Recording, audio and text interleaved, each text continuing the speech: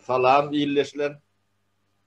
Bu ne aydın bilen bir iki tane sırrı açmaya çalışacak. Ne onun biri sırlan yani Türkmenistan'ın devletinin sırları var da. Gati büyüklü çungur o. Görüp bolonok düşünýän bolun düşünüp bolmayan bir sırları var da. Ne onun biri ne adamlar işleyen, halk işlep diyor, ne diye ayrına diye. Diyor ayrını eline alıp bilen oklar. Pul yok. Halka pul verip bilen oklar. Şoňur sebebi bolmaly. O pul diýilen zat kağıt on yani tipografiyada peçat edilen zat da onu näçe diýsen peçat edip bolýar da. Ýöne näme üçindir şu Türkmenistan'na adamlar işlen hakynam alıp bilen oklar. Onun sırrını ne aydın bilen köşläli açaly şoň sırrın nämediğini. Ondan ikinci nemede yani emçün iki kurs var Türkmenistan'da. Şoň sebäplerini biraz nemedeli aydın. Halka düşünüp doğruyalak dille. Şunu açaly. Ne aydın söz senden. Salam vatandaşlar. Assalamu aleyküm. Birinci şol näme var adaýdalda şu at pul yetmezçiliği var diýerler. Şu at değil de bir 2-3 ýyldan beri dowam edýär Türkmenistanda. Pul yetmezçiliği diýende de ol dolar, däl euro, däl ýa-da altyn däl, ýa-ni öz pulunyň, öz banknotunyň yetmezçiliği bolýar da. Onu vatandaşlar näme diýin? Pul yetmezçiliği diýip ine separasiýadan bilýänsiňiz. Tarihte pul köp artykmaçlygy bolandyr, ýöne yetmezçiligi bolan däldir hiç bir ýerde de. Sebebi elbette öň bolýar bundan 50 ýyl öň merkez banklarynyň şol ýa-ni finans politikasy näle ýa-ni pul basmak politikasynda bir kanun bardy, olam altın rezerwine balans edip pul basylýardy. Sen altın rezerwin olmasa pul basyp bilmeýätiň. Şoň ýaly bir kanun bardy. O kanunyň näme üçin edilýär? Sebebi dünýädäki altynyň muktary belli we şoň bahasy belli bolan üçin we dünýädäki puluň muktaran belli bolar ýaly, şoňa deň bolar ýaly edilýär. Şu wagtam şol näme ýa-ni balans işlenýär. Yani işlenýär diýende ulanylýar ýöne pul basmak üçin şu wagt ulanlan ok. Şoň üçin altynyň bahasy ýa-ni gymmatlamagy nämesi sebebi şondan birinde. O zatlary näme etmeýin men şu wagt pul basmak barady, ýa-ni yetmezçilik edýärdik de. Türkmenistanda şu pulun yetmezçilik etme birinciden ol bilgeçliğin edilýär de şu wagt. Yani halka pul bermemek bilgeçliğin edilýär. Onu bilerek bermeýärler. Bolmasa Merkez Bank pul basmak istese isten pulunu basyp bilýär de. Howadan basyp bolýar pulu. Saparaňa aýdýaly, yani kağızyň bolsa pulu istediňçe basyp bilýän. Ýöne şu wagt halka pul berilen okda, adamlar aýlygyny alyp bilen ok diýerler. 2 ay, 3 aýdan beri aýlyk alynan ok. Özem Türkmenistanyň ykdysady sistemasynda hemme zat planly, şol aýlyk näçe beriljegini olar öňünden bilýär. Bir ýyl mundan Türkmenistanyň şu Merkez Banky näçe aýlyk aýda beriljegini bilýär olar. Hatta Türkmenistanda ine aýlygyny köpeltmek üçin 10% arttyrylýar diýip aýlyklar arttyrylýar we şu arttyrylýan aýlyklar hem aslında o ýalňyş satylýar. Mysal üçin inflasiýa sereden ok Merkez Bankanyň ýa-ni interest rate'leri var, olara seredilmen ýöne 10% diýip bir näme goýupdyrlar, san goýupdyrlar. Ýöne o aýlyk oň ýaly arttyrylanyp, aýlygyň öz formasy bilen arttyrylýar. Berde ýöne esas şu aýlyklary arttyrsyn, arttyrmasyn halkyň ýa-da şu işçileň aljak aýlygy döwlet öňünden bilýär şonu. Hazyna da Merkez Bankam şu wagtda hökümeden bilýär. Ýöne näme üçin şonu ine şu wagt pul ýeten ok diýdi. O pul ýetmejegini bir ýyl öňünden hem bilip bilýär olar. Sebäbi planly edilýär zatlar bular. Pul yetmezçiligi ol ýöne halka bir ýa-ni illüziýany döretmekde. Ine pul ýeten ok, pul bolsa hemme zat çözüljek ýaly. Halkam şonu pikir edýär. Halk şoň ýaly düşünýär meseleni. Pul bolsa diye çözülüyor. Bankamatikleri işlese problema çözülüyor. Yani olar bunun arkasında nämäni gizleýär? Türkmenistandaky azyk harytlaryň yetmezçiligini gizleýär. Sebebi tariha seredip görseňiz hemme ýerde ýa-ni revolýusiýalar ya da hükümet ağdarışlıkları deydi, beylek şu halkın ayaklanması hem mesela şu açlıktan başlandır. Onların haysını misal alıp görseniz görün, magazinde adamlar baranda içeride hiç sat görmeyen. Yağam yok, unam yok, hiç sat yok. Bürünç yok, hiç sat yok. Şu zadı halk gören son eyen berde halk strese giriyor. Halk diyende toplum bolup çol, yine cemiyet diyese milyonlarca adam birleşip çol cemiyet strese giriyor. O stresin sonunda da hükman bir yerden yankı yarıp çıkmalı da. Söz adı gizlemek için bunların emediye pul yetmezçilik ediye, pul yok. Yine bankamatikleri berenop, aylık berenop, indikay gel, bir hepteden gel şey ettirip, yönü aldap, çekip bilyen yerine çekecek oluyorlar da. Şu an eğer pulları vermek isteseler ve pulları paylasalar, aylıkları verseler, hem mezadı stabil edip başlasalar, yankı finansal sistemasını işleseler, talava layık diyeyinde, halkın talavına göre finansal sistemasını Türkmenistan'ı işledip başlasa, aradan bir hepte vaxt geçmez, azık yetmezçiliğiyle karşılaşacak. Yankı bu azık yetmezçiliği probleması pula basıp bilyen, peşade etken basyan. Yine yönekey zat yağın yetenok, unun yetenok. Onu sen peşade edip bilmeyen. Yine bu zatlar peşade edip olmayan zatlar. Bu zatlar önünden yankı bir öndürülücü gücün bolmasa hiç hili.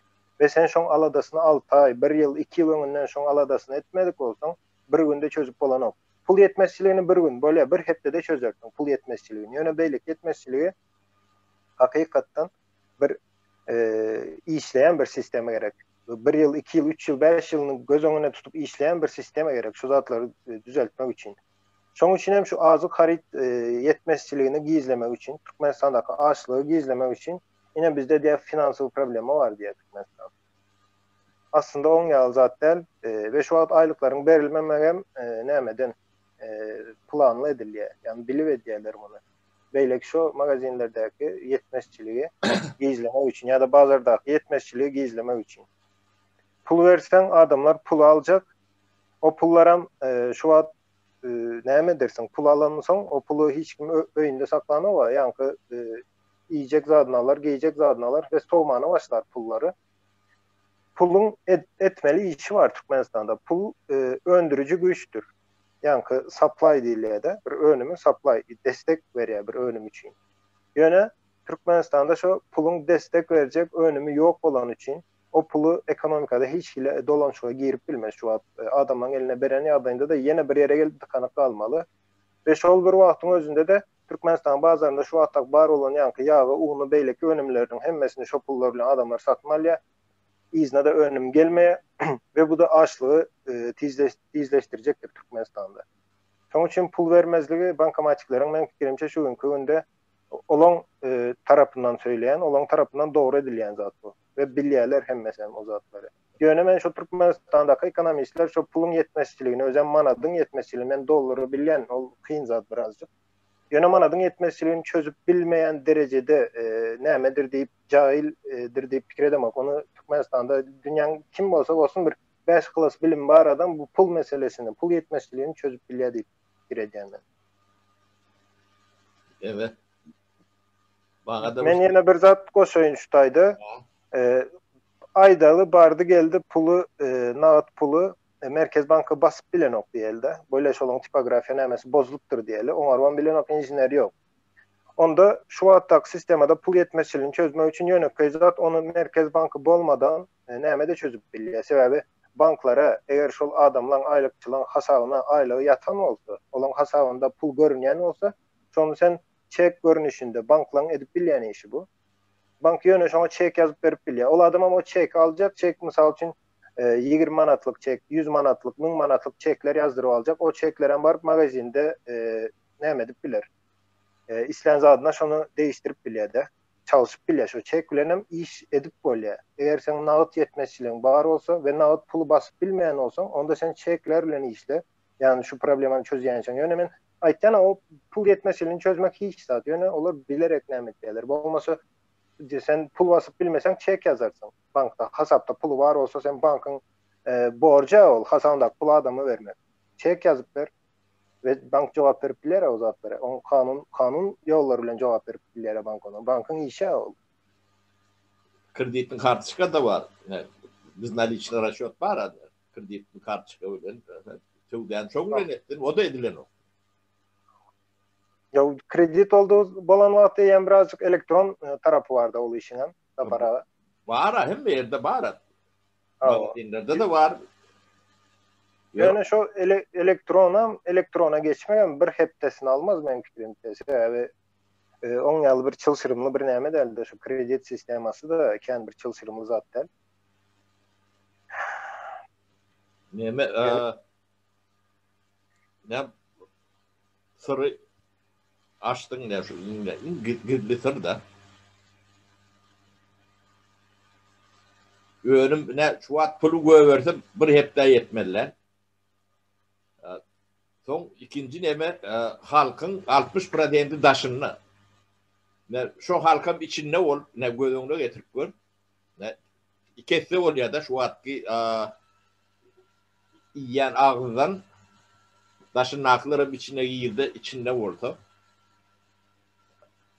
İkisi de köpürmeliler. O şol adamlara da pulunu versen yemelerini magazin naklı atlar bir ünlü tozuya. Bir hep de yeter yetmedi işte adam var mı?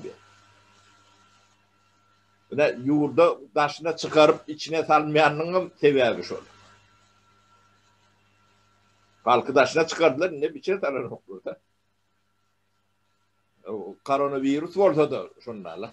Dünyada hem de millet, devletler, halklarını yığınadılar da koronavirüs uğruna. Yürüyüşte tam oluyor diyorum. Yürüyüşte transport nemelerini yola koyup yani Türkmenistan şöyle etmedi de. Demek bunlar öğülerin, yardaylarını öğüleri katı kovuyorlar. Bunlar yankı şu zatlar Venüs denildi. Ömrünü uzatmak için ediliyor da. Yankı ağaçlığın önünü tek tarihte hiçbir hükümet durup bilen yeri yok. Onu tozdurup akı diye de.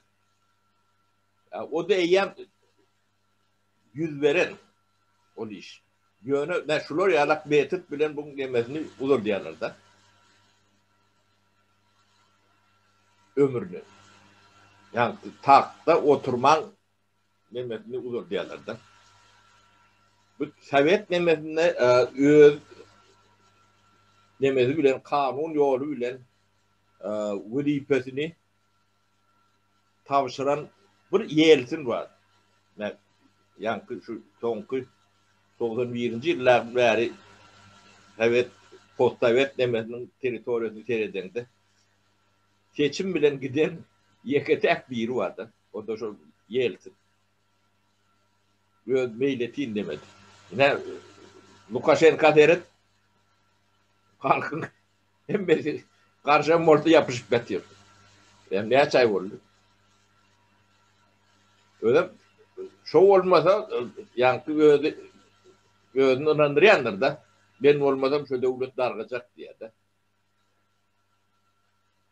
Yani bu yılda şunun alakalı dargadı var sonunu senin dargadı. Hükümetin başka yankı şuları alak formada yankı ömrünü uzatacak olayan tarihte bana okan yerimim yok, eşten yerimim yok da.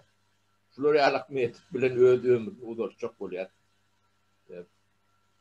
bu hükümet devlet bankrot hem de tarafların bankrot da. Yani adamların ne eziyeti görünüp bu da bu. Batıp bir inançlı yardaydı. Maskaraların bir kevi önüne, yarı daşınına, yarı içinde. O da öz başına bir tragedi. O içinde akan por, daşınına akan por. Ne? Meme doğru ayttın. Ya bir sıra çözüp verdin. Aydın. Para indi şu at hükümettekiler elbette olur neçe uzak oturup bilse sonuçta oturacak olurlar. Sebebi şun yazat var. Kim olsa bulaşsın. Olur kanunu yoluna eyyem gidip bilmeye. Sebebi giden günü ertesi gün türmeye basılacağını bilye. Onça indi cinayet edenden son ola adam öleyençe sotayda oturmak ister. Sebebi ölen son türmeye basıp olan o. Yankı näle bolýa? Hemme diktatorlar şoň ýaly. Diktator diýmek eýem kanuna garşy bir zat, diktatura. Sebäbi hiç bir ýerde konstitusiýalarda, hiç bir döwletiň konstitusiýasynda oňa zat ýok, emme konstitusiýalara seretseň şo hukuk devletleri yankı demokratik devletleri diýip ýazýarlar da. Ýöne şoň üçin şo diktatorlaryň hemmesem soňuna çelini oturjak bolýarlar da. Sebäbi häzir kanuny ýol bilen bir ýalňyş eden soň kim bolsa bolaýsyn şoň ýaly WZP'lere gelen soň 1-2 sany ýalňyş eden soň otaýdan işten çykan gün eýem onun izine düşecekler ve türmeye gidecek. Eyyem belli zat oldu. Şoň üçin 2-3 ýalňyş eden soň soňuna ýalňyşmaly bolýar. Onuň sen alajyň ýok. Eyyem ola adam şotaý bagly adam. Oňam çykalgasy ýok şu wagt. Gideýin diýse de gidip bilmeýär para. Hatta şo gideýin diýse öljegini bilýändir şol adam. Ve şoň daş döweregen şonu bilýär. Özleriniň näme ol garaşýanyny bilýär. Indi şol zatlary bilip durup olar meýlet näme diýilýär? Meyletin şotaýdan gidip bilmeýär.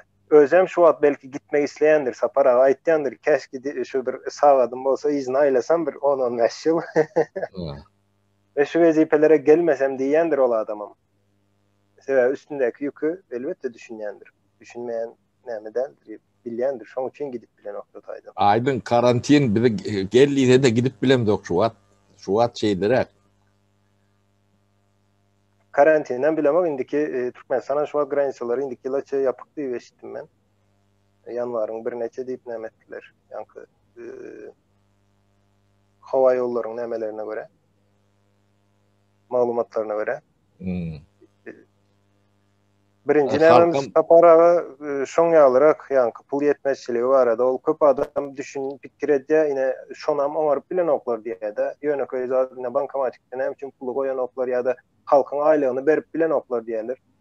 O zady oň ýaly diýmek gerekdir, sebäbi olar aýlyk bermäne ukyby bardyr. Berip bilýär. Ýöne şonu berse şonuň näme boljagyny bilýär-de. Aýlygy berseň açlyk başlajak. Ýöneköý zat aýlygy berse açlyk başlajak. Şu wagt ýöne illüziýa döretmek üçin adamlara ine dükkanlarda ýanky çöreğiniz, unuňyz, ýağyňyz, emmezadyňyz bar. Ýöne problema şu wagt bankamatikde bar. Onu çözer, emmezat gülýäli boljak. Şoň ýaly bir näme döretmek üçin adamlar onu edilýär. Aýlygy berip bilmeýär ýa şoňa okuýupsyz kellesi işlerini okdiýen zat ýalňyş zat ol. O berip bilýär o aýlyk. Ýöneköý bir firmalaryň ine buhalterlaram aýlyk paýlap berip näle bermeli şolar bilýän olsa o Türkmenistanda bar o adamlar düşünýär o zatlara. Ýöne şo bermeýänligiň sebäbi şoň ýaly. Olaň kellesindäki pikir hem şol. Şunu gizlemek ýanky zat. Adamlaryň ünsüni bölmeli. Ýanky problemany başga ýere geçirmeli. Ýöne sapara bu iň soňky bularyň nämesi diýip pikir edýän men. Oyunları diýip pikir edýän sebäbi mundan soň başga iş satjak, mundan beýdip köp saklap bilmez. Häzir aýlyklar bermedik ýagdaýynda da şu wagtdaky Türkmenistandaky elindäki ýanky ýagy uny haçan maýdan soň başlaýar-da orok. Yani şu maýaça saklap biljekmi? Indiki ýylyň maýy neçe? Men pikirimçe saklap bilmez. Yo, açlyk boljagy hiç gurrumsuz ýam bu çözümem şular çözüp bilmeýär-de. Şunun çözüme mümkinçiligi ýok. Bular ýöne nädip ýanky hökümeti nädip berjeklerini düşünmeliler. Nähilek ýol bilen berjekleri. Şoň söwdasyny etmeli, şoň pikirini etmeli.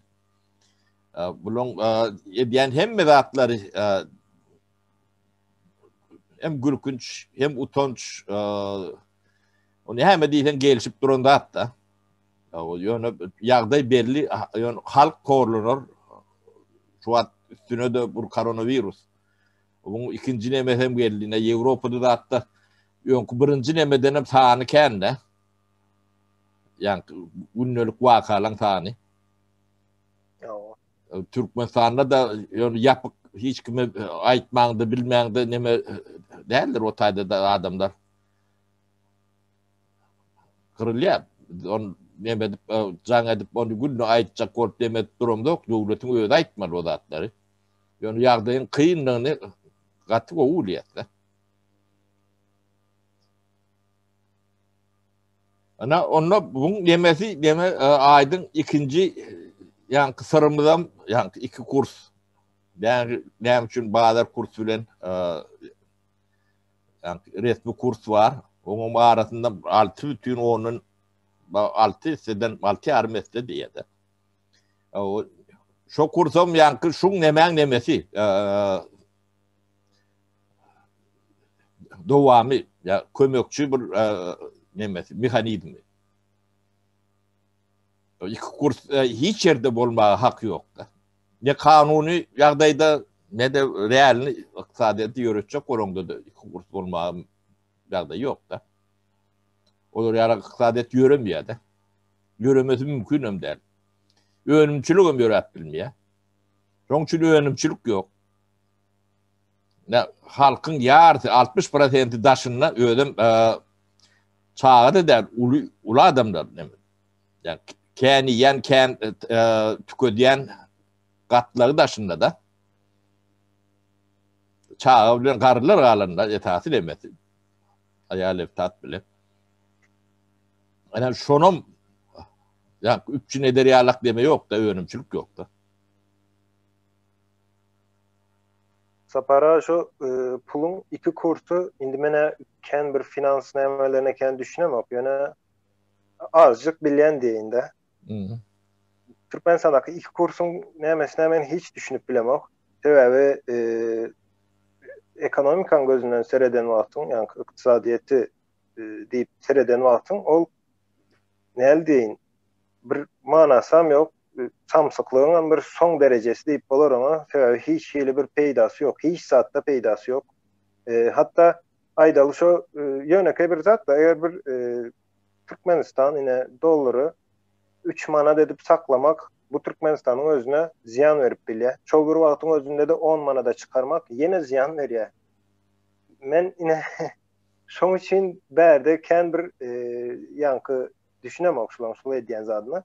Ol elbette dolar arzan görkezmek birinciden umumu hasıl mı? Milli hasıl. Umumu hasıl. Yıllık umumu hasıl hesaplanan vakti dolarda hesaplanıyor hem yerde de. O sen umumu hasılını köpeldik görkezce Türkmenistan'dakını. Sebebi banktaki dolar bahası ile görkeziliyor. Sonra madamdan aylayan aylığı yani ortaça aylık onan dolarda görkezerler ve nemedeki banktaki bahası ile görkezerler. İkinci dönem berde yankı pul aklamak deyip bir zat vardır. Yine bu sistemada pul aklamanın elde deyin bir açık son derece açık birem hiç hilinemesiz, problemasız, nemesiz pul aklamanın bir yolu deyip bilen bu zadı. Dolar meselesinde misal için dolar neyme o manat bilen doların neyli tapavda olup bile ona ben şunu yal düşündüreyim. Misal için bir manada Türkmenistan'ın içinde bir sanık kese öndürüp böyle. Bir manada bir kese öndüren vatın aydalı kapitalda da yine Özbekistan var. Özbekistan'da da bir dolara iki kese öndüren olsa. Sen hem Türkmenistan'da doların bahası misal için bir manat dengdir bir dolar deysen. Indi berden en böyle sen bir manadın Özbekistan'a geçse iki kese öndürüp böyle. Onda Özbekistan'daki yatırımcılar sen pulunu almak için Türkmenistan'ın içine yani sen pulunu dolara çalışsa, Türkmenistan'ın içinde dolara çalışsa sebebi bir manadı Özbekler sana bir manat verse sana bir dolar verecek. Sebebi bir manat bir dolar değil. Sonra olan da Özbekler geliyor sen manadını dolarını alıyor içeriden. İçeri Özbekistan'ın içinde bir dolara iki kese öndürüyor ve Türkmenistan'a geliyor sen de bir manada bir kese öndürüp durursun. Sana şu keseni bir sanısını bir manada sat ya. Berden en böyle sen manadın ne elde değil. Kesenin öndürümü Türkmenistan'da azalıp başlıyor. Sebebi öndürücü ayette yine Özbekistan'da ben bir manada iki san alıp bilen diye de. Bulam uzun vadede yani uzun vaktta neme sebep böyle. Sen manadın belli bir yerden son dövülüyor yani üstündeki yükü götürüp bilmen. Şunun için doların bakasam iktisadiyetem hem mezat önümçülüğü seyretkendir yine. Yine yöneke zat berde şu kese öğlenmen misal verdim. Düşündünüz mü, düşünmediniz mi? Ben doğru düşünürüp bildim mi? Yöneke inemede düşündürüyen ben. Elbette finansistler şu an çıkıp sen onu bu zada aitmadın, o zada aitmadın diyecekler. Yani onları düşünüklü. Hasaplacak olsan 1 saat 2 saat yetmeye. Indi berde men aytacak olan zadım pulun güýjü vardır. Güýjü diýende pulu edil bir adam ýaly düşündürün. Türkmenistanyň manady 5 ýaşynda bolsa, dollaram 15 ýaşynda bolsa, senin şo 3 manadyň 1 dollar diýmekdir.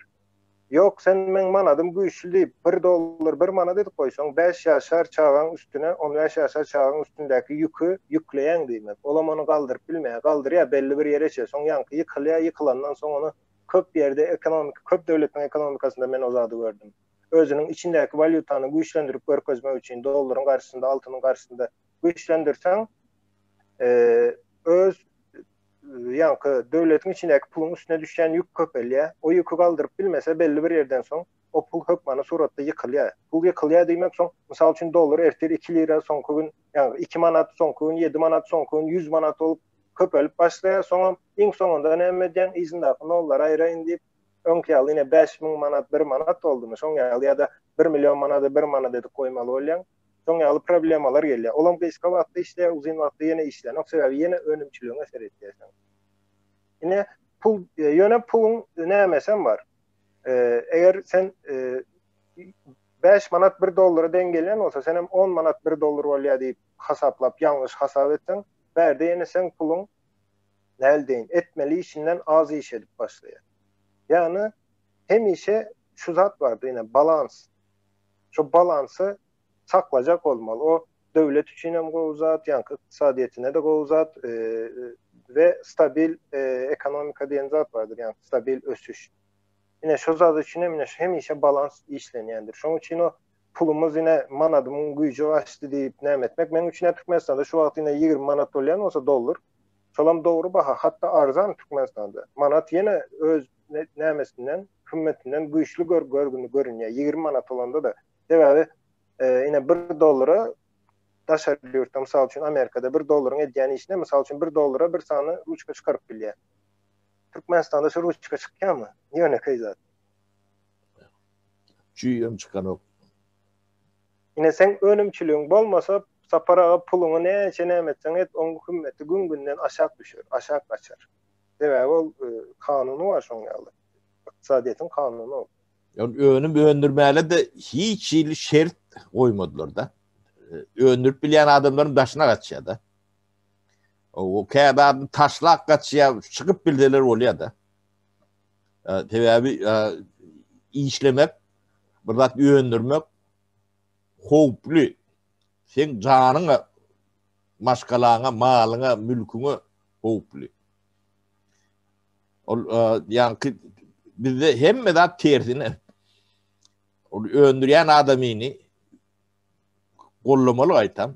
Bolun bizde tersine onu ýa galma edýärler. Hemme de taýlanda maly, mülki sebäbi ýanky döwlet öndürmeýän gatlaryň eline ýanky kontrol ýa-da hukuk goragy diýen bu. Hukuk yok yerine gorap bilýän bolsalar şular yani önümçiligi ýaşatmayan gatlak şu. Yani kontrol hukuk gorayan organlar no ýokardaky administrativ nemeler ne üstünden kontrol edýän nemeler de. Şolar öndürücü güýçlerden şu wagt epetlese kän. Öndürýän adam ýok da. Ne betbagçylygyň nemesi indi uçoççuňy ýöne nemede emel şolaň günü tanalygy hemme de tanalygy bular biten düýünden döwlet nemesi ýok. Bunu nähile dil bilen aýdanda da biten gutoron. Bular diňe halky köterler. Buňa kötenjüň toňam uly hawosa betbagçylyga getirjek bolurlar, şonu etjek bolýarlar da. Şonu eden soňra bular gaçyp bilýärler. Bolmasa taşlak gidip bilen oklar bunu. Ya iyidini şular ýalyk ýanky uruş jenjel hawada öwürmeli, garma garşyk. Ya Piriýede ýalyk Irak'taki ýalak. Şolar ýalak ýagdaýa nemetmeli. Başka da yolu yok. Ya da el koymalı bunu. Belki de tayin hükümet bolsa ne uya geçirecek. Yani transitli bir neme olmalı. Geçici bir hükümet olmalı. Şulon demeti beylekun normal hükümeti ilk vaatlayın sonra saylav maylav oradan düyüplü bir hükümete geçmeli. Ne bir çözmeli de adımız şu meseleni çözmeli. Şu yağdaydan ne hilek beyleki yani normal yağdaya geçmeli. Geçiş nemesini proyektin etmeli. Bu da lokan bir çırçırımlı nemedir. Bunu yankı bunu yok edenin ulenem ortada dağıt yok da bir mekanizm elmeli. Şu problema düşünen şunu çözüp bilecek mekanizm elmeli. Kuruluş elmeli. Teşkilat yani. Ya komanda mı? Ya grup mu? Ya problema ilkulak düşünmeli. Düşünmeyen de adını becerip bilmeyen. O diagnozu doğru koymalı. Onun sonu düşünüp edip bilecek planlı programalı bir geçiş dövrü olmalı. Onun normal nemedenini onun normal devletler yalak işlep başlar mekanizm. Ne fikrime şeyle aydın bilmedim. Sen ne aylak düşünüyorsun bunu? Ne edip çözmeli? Diyen doğru çıkıyor da elimde ama adamlarım şunu veriyorlar. Şu doğru. Para indi çözüm şu aýyşyňyzaly watlaýyn hökümet özem indi näl diýen bu zatlar elbet Türkmenistan içinde edilse has bolda ýöne şu Türkmenistan ýarty daşynda bolsa diýmek daşynda da mümkinçilik bar oňa. Bir watlaýyn hökümet düzülmeli o zat. Soňra şu Türkmenistanda indi ýanky prezident sistema diýen zat şol işlenok ýa-da prezident diýen zat işlenok şu Türkmenistanda. Şonu hem adam düşünmeli. Yine 30 yıl oldu. 30 yılda bir sany bir pozitivni tarapyna aýdyp biljek adam ýokdur şolam. Soňra şoň ýaly halkyň arasynda da düşünje bar. Prezident bolsa o hemme zat bilýär ýa-da akylly adam diýip. Men aýdaýyn akylly adam ýokdur dünýäde. Hiç kim akylly däl. Oň ýaly ýani Türkmenistanda pikir edişiňiz ýaly goşgam ýazýar, aýdmam aýdýar, siýasat bilenem näme diýär, ýene ýanky ekonomist beýleki mümkin däl. Ine eger bir adam aýdaly bir yani hükümet kurulan ýagdaýynda da ol hökümetin içinde biri yankı howpsuzluk diýdi. Ondan soň beýleki ekonomistler olmalı. Ondan soň şu sosial nämeler tarapdan halka seretjek gruppalar olmalı. Sebäbi sapara biriniň düşünýän zadyna biri düşünmeýär, beýlekiniň düşünýän zadyna beýlekisi düşünmeýär. Her bir adamın öz nämesi vardır ve şol göredilecek hökümette de şoň ýaly. Ve bular bir-birine o buyruk bilen işlemeli däl. Sapara iň ýalňyş zat şol. Ine buyruk vermek.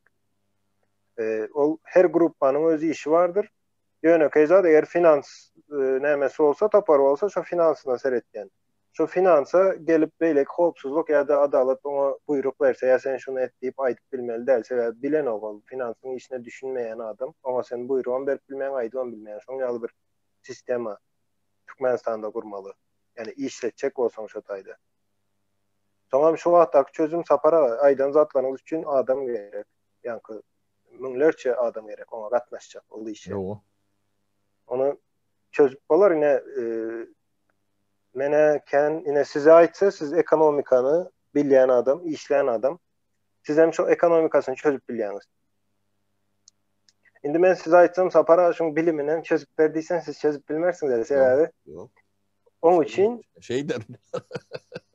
Gerektiğini bilýän ol ýöne oň spesialistler emetmeli.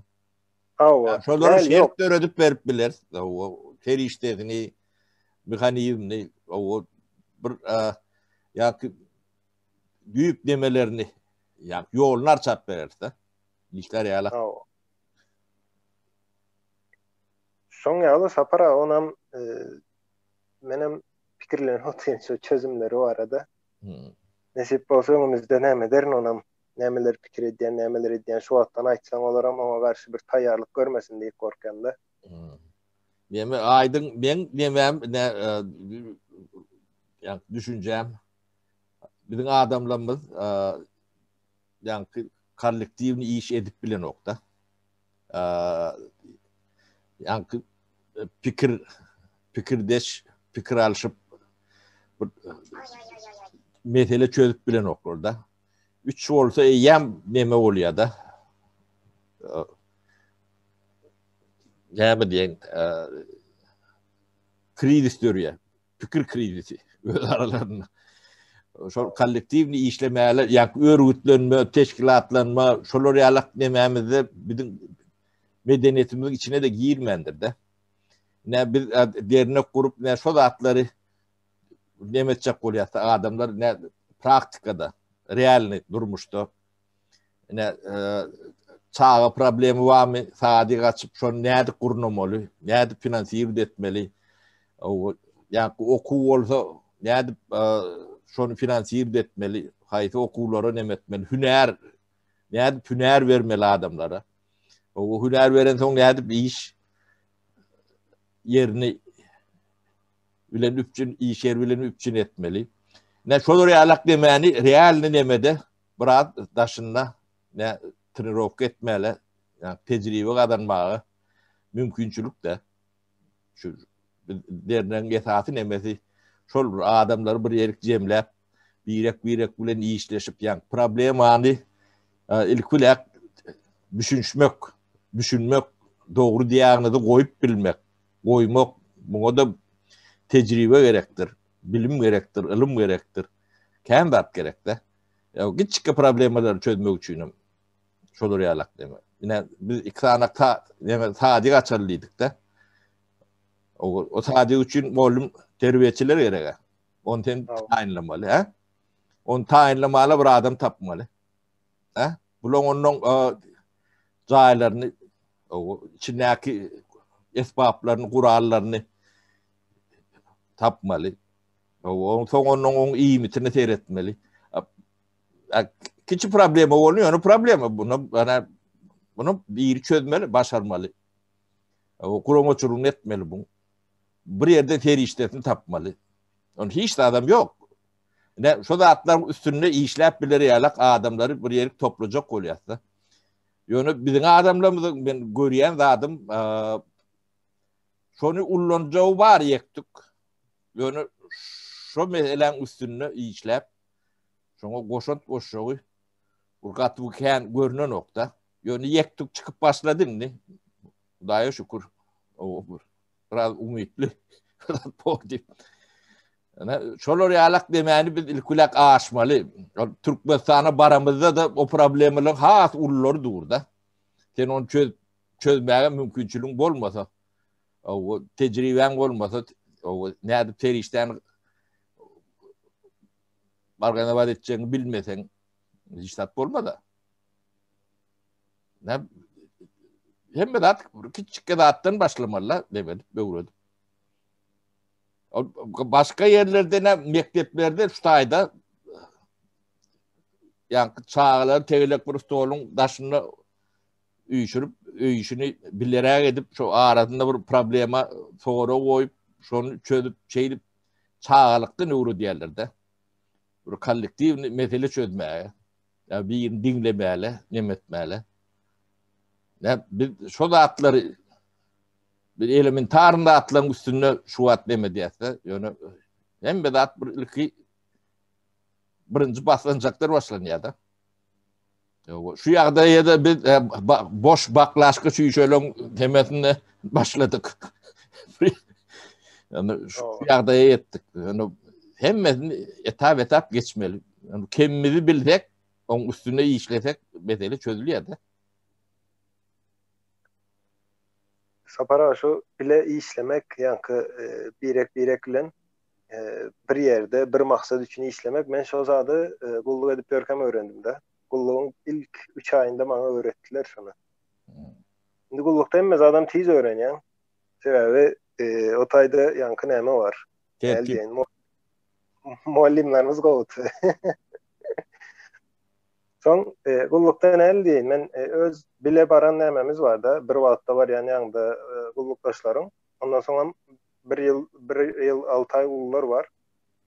Şonda biz yine birek bilen misal üçin iş edilen wagtda bize azlyk 7-8 kişi olup baranymyz üçin bizden ullara 40-50 kişidi.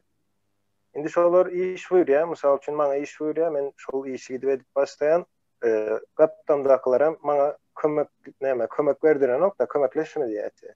Oňa özü için diýeti we men hem hökmän bir zat edendirin, soň jezasy çoň ýalty da bir iş etdirýärler ýa-da ýer agdartýar ýa-da şo kazarmaň içine aras salatýarlar. Bir özüň etseň 2 saat 3 saatlyk iş de o aýdylýan işlerem. Soňra men prizivimde men bilen bile baranlar gelip maňa kömekleşýärdiler. Olaram kömekleşme diýip urýatlaram. Näme üçin kömekleşýän diýip. Ýa-da men gidip kömek etsem birine şonda urýatlar kömek etme diýip. Sebäbi biz o taýda şu zat düşündüm de 2-3 aýyň içinde. Häzir men ona kömek etmesem ertir maňa şu işi buyurjak. Olam maňa kömek etmese diýip şoň ýalynyp ýanda kömekleşýän de birek ýöne şo aýdaly men kömek edýän olanym ýa-da maňa kömek edýän biri bilen şo güni 2 saat önce öz aramızda bir zat bilen ýa-ni tögüşüp uruş edip şoň ýaly gürleşmeýän wagtlarymyz hem bolýardy. Biregimizi halamyz ok ýöne edilýän işte ýanynda şoňa kömek etýärdik. Olam sana kömek etdi. Bir ýerde bir arkaňda durmaly bolsa arkaňda durýar. Sen hem arkasynda durýan. Ýöne ikimizi bir oda goýsun biz gürleşemiz olam.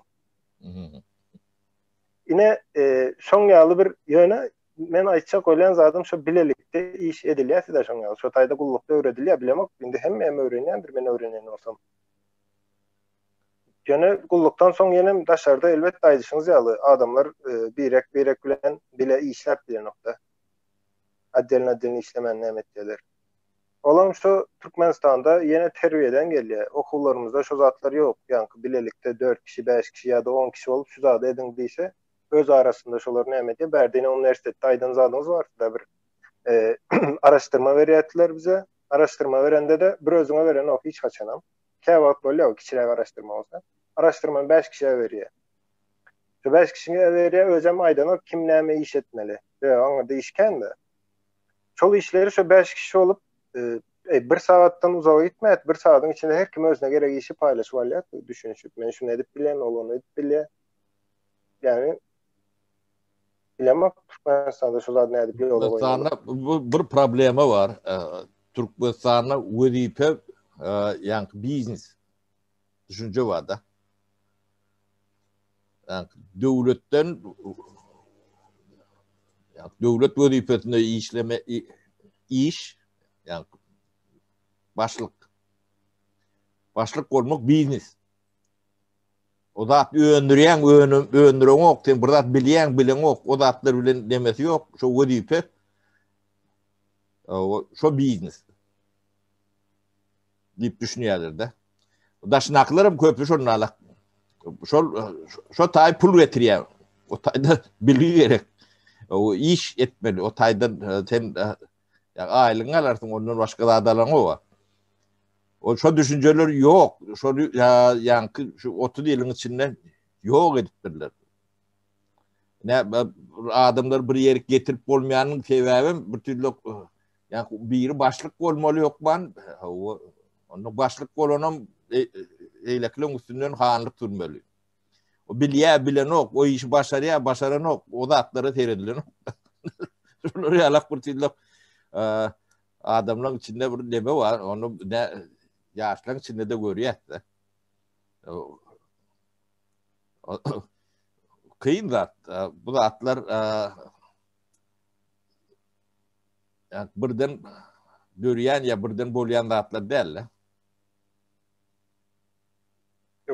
Vezife meselesinde sapara işini bilmese ne deyin. Türkmenistan'da şu an çok kanunun neyemesi yok da, gücü yok o tayda, iş fiili.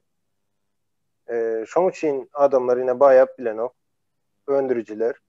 Olmasa şu tayda da öndürücüler yankı bayağı ösüp başlasa ve yaşlar hem şoları görse, olar hem öndürücü olmak ister. Yani olar başlıkları görüyor, sonra başlığın adamlarda da şu heysiyetleri var da bir başlık gelen vaxtı ikellep salamlaşmak.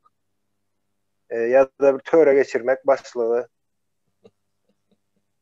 Yani şol edyen hareketine şol adam düşünen sebebini elde diyen o başlık olanı bilen sen ona başka hili seyretmek demek, başka gözden sen özün kiçeltmeyen. Men fikrimce sen özün kiçelten o adamı olduğuna var kaptandaki adamı.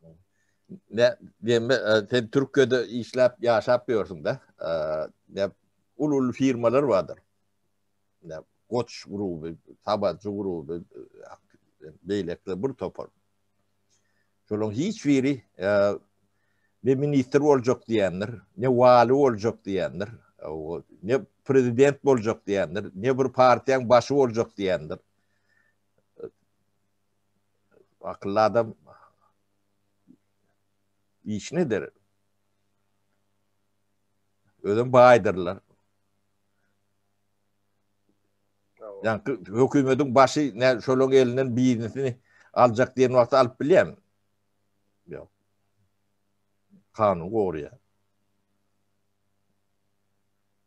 Ne? Devlet kuruluşunu kurmalıdır.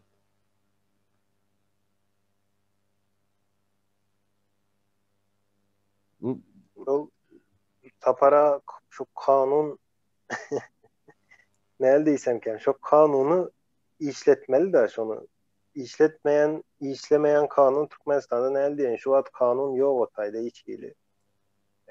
kanun bazen kağıdı da o kağıda yani nemesi derege yara nokta. Hiç derege. O kanun bolonu bilen işlemeyen kanun kağıdı o. Kanunu işletmeli. Tapara sonra çok kanunu korumalı. Yine azatlık diğerlerde, demokrasiya diğerlerde. Demokrasiya men için bir illüzyadan başka iş adam değil ol. Onu son aydarız. Kanun diğerler, azatlık diğerlerde. Azatlık fikir diğerler yine bir sapar azatlık aldın.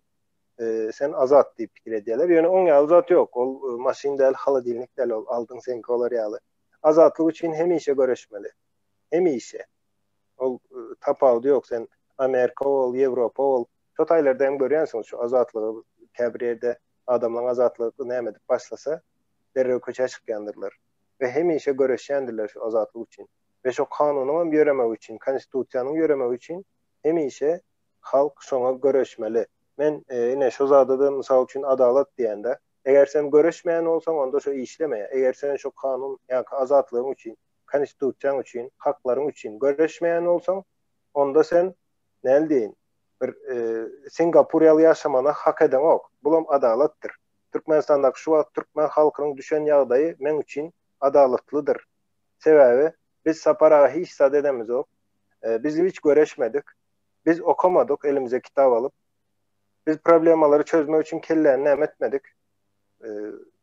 Ne için biz Singapur'u yaşalı? Ne için biz Avrupa devletleri yaşalı?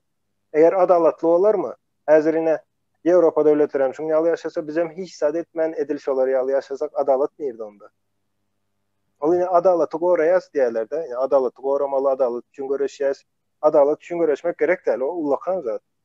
Adalet sen görüş o işini yerine getiriyendir. Yine işlemedik de işlemez deyip nakıl var da yine adaletin bir nuskosu diye edip bilerim ben şuna.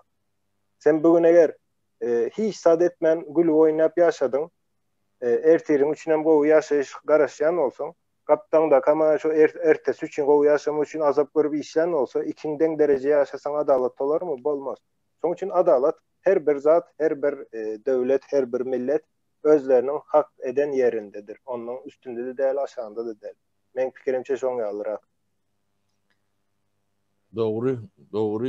Hemen başından bir truvaş yanlış demettik de yani lodunluklarında çenli kuvvetli olacak deyip yanlış demelere uyduk da biz ikinci kuvvetli olacaktık da neftimizde kan, gazımız kan, şoň üçin ikinci kuvvetli olacaktık. O altın asır olduk. O ne bolluk da bolluk. Nem galkıniyat şu at çörek tapmanıyorlar da. Ne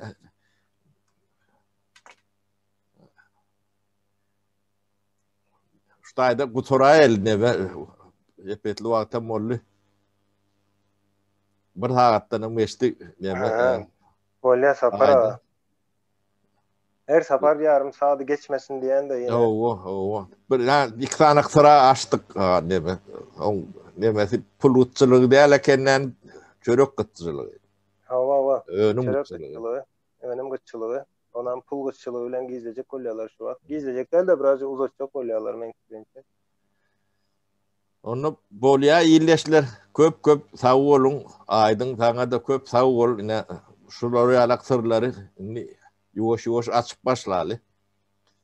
Evet abi. Buna da çözüm, insan bir yerden çözüm çıkarar. Esit olsa. Yani sağlıkta görüşelim, iyileşler, sağ olun, sağ olun.